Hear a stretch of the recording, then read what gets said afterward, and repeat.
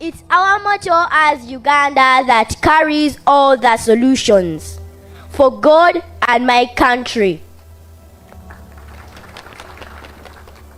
When we say for God, we affirm our dedication to living a life that is pleasing to Allah, following His commandments and practicing the values of compassion, justice, and righteousness.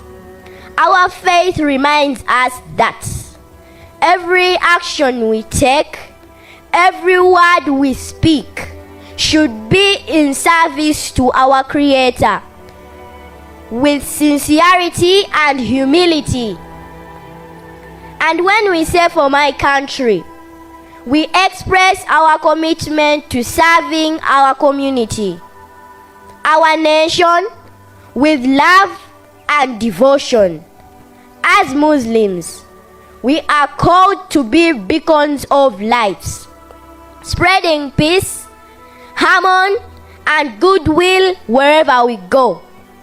Our country is not just a piece of land, but a home that we must love, protect, and uplift for the betterment of all its people. Let us love our country, because we can't invest in it if we don't love it. You can't invest in a place you don't like. So please, let us love our country.